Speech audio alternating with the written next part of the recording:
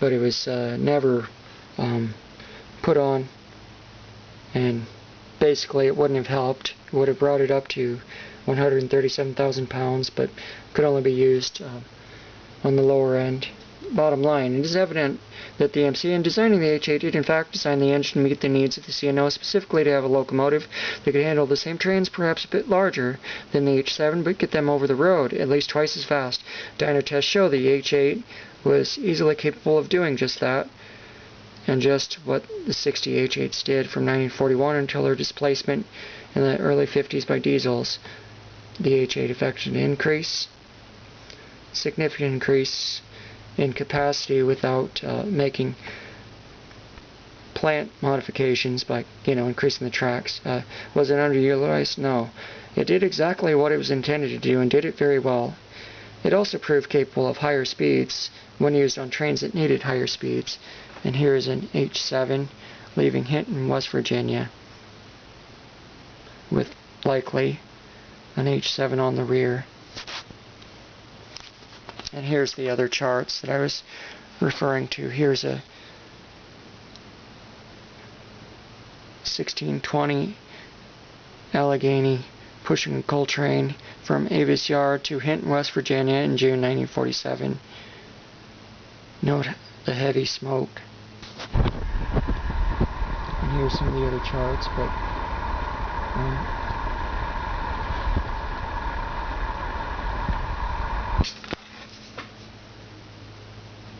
I'll just go ahead and scan over this and let you read it, because I'm about out of batteries and I'm running very low on breath after all this.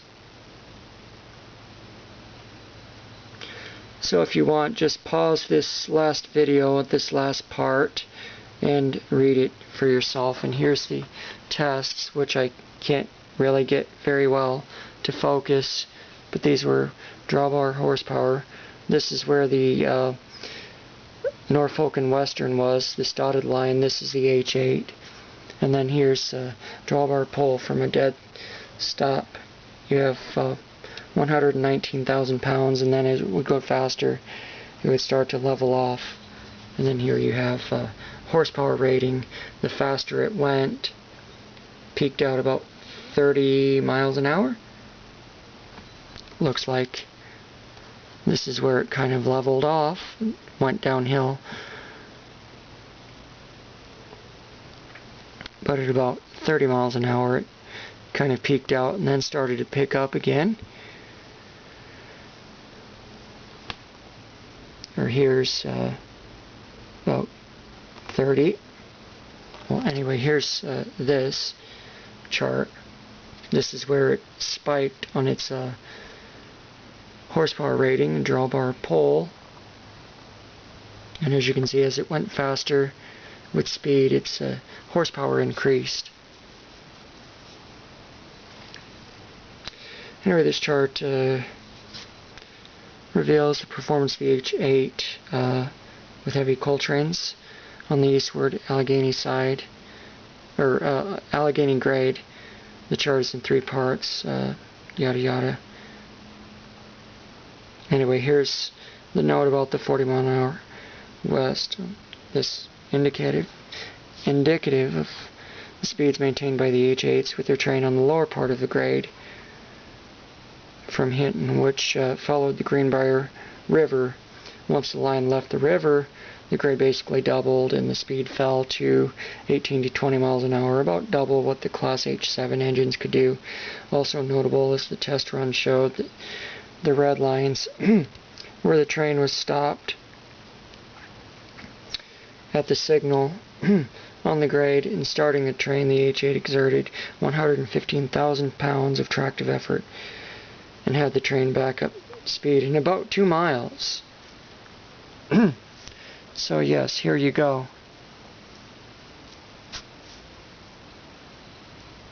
And here's just some more charts. Anyway, I'm about to run out of batteries, so there you have it. Allegheny did what it was designed to do.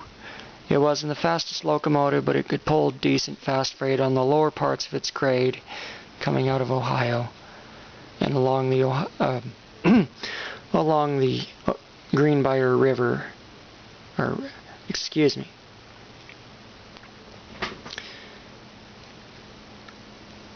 It could do what it intended to do.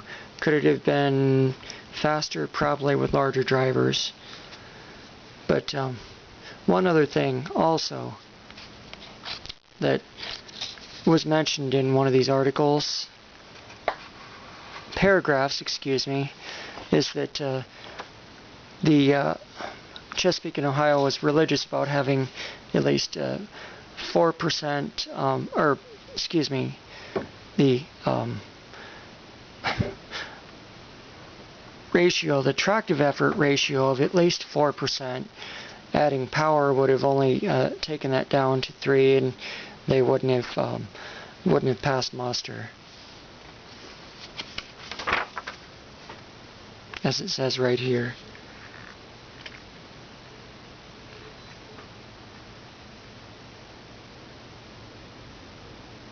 The factor of adhesion to 3.9 by putting increasing the pressure.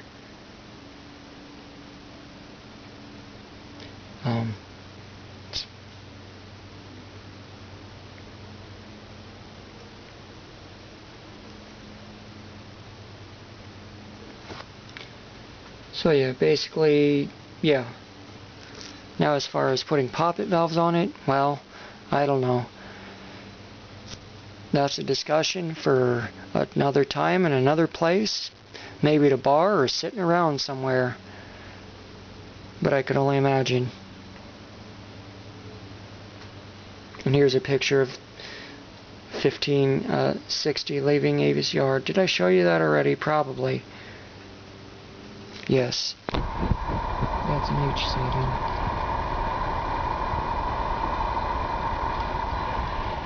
Also, please note, CNO also was an early purveyor of using computers. And I'll let you see the article here. This was the magazine it came in. Last year's May and June edition of 2017 of the Chesapeake and Ohio Historical Magazine. Ciao. This concludes this documentary and commentary on the Allegheny, and should put to rest a lot of the controversy surrounding it compared to the other engines. Ciao, and grazie, as they say in Italy.